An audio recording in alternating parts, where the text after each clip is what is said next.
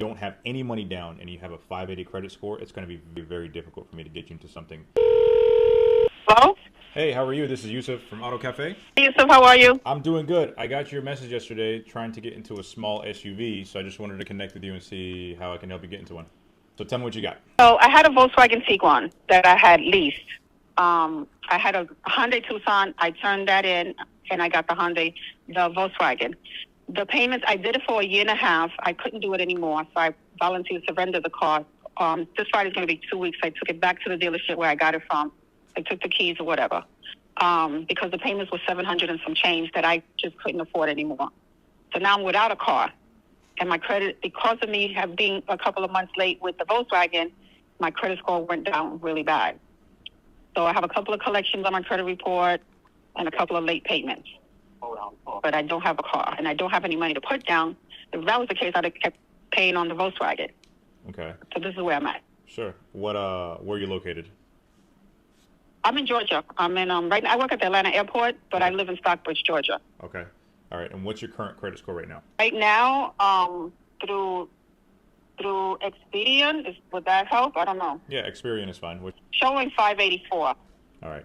584. So most subprime lenders, which means that they are banks that deal with people with, bad or subpar credit, the minimum credit score they need is 500, right? Now, the issue is when it comes to your credit score, a bank is not going to look at your profile because you've had a recent repossession, you've had late payments, so they're going to look more at the vehicle, right? So they're going to buy the car and not technically buy you, which you're the customer. So they're going to try to look at the car more, they're going to look at your profile.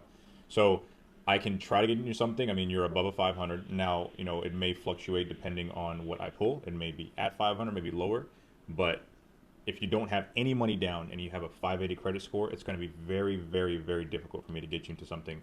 The bank is going to want to have skin in the game. So even if you have like $1,000 or $1,500 down, it helps. But if you have no money and you just had a recent repossession and you couldn't afford that payment, unfortunately, most banks are going to look at that and say, well, what's going to stop it from happening again? I know we all go through financial difficulties, and right now it's just a situation where you have to kind of have some money down to make the deal sweet. Yeah. No, I figured that because other people were trying to help me also, and they're like, oh, we need $2,000 down.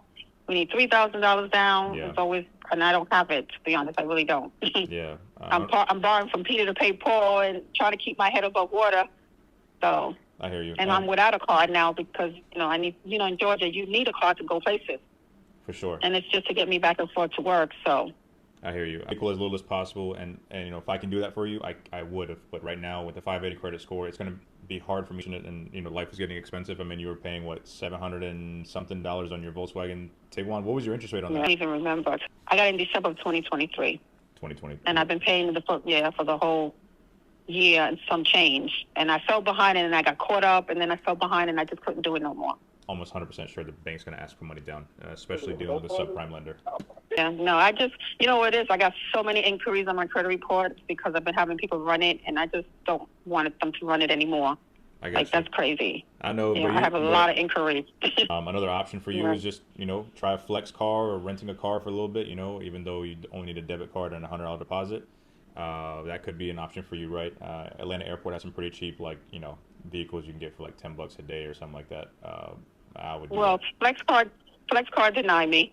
I rented a car for a couple of days. I had to give a $300 deposit. That tipped into my rent. And Carvana, when I should have done it, where I didn't have to come down with no money, I didn't do it. So now they're asking for half of the money down of any car that I picked. Like the car. I gave back the car because I didn't want them to actually come and take the car from me. Right. Because I didn't want to, go to the parking lot and not have a car or leave my house. And, I go to work at 4 o'clock in the morning. So that was my fear, so. Yeah, I understand. And inshallah, I pray, inshallah, just in Arabic just means God willing. I pray that, your financial situation gets better, your credit gets better. But right now, unfortunately, for you to get some transportation, you've already went to multiple dealers. I'm going to probably give you the same answer and say you got to have money down. And that'll be the only way to get you into something that, will be reliable and something semi-affordable, right? I mean, you're still going to be up, the kind of car you should be in should be less than $10,000. You should, at this point, you got to just kind of get what you can until you can get a better situation. Right. So. All right. Thank you for calling me. I appreciate it. If anything changes, you get a cosign or you get some money down, let me know. I'll get you in. Like I said, minimum 500. I can get you to a car, but you got to have money down. Okay. No problem. Thank you. No problem. Bye. Bye-bye.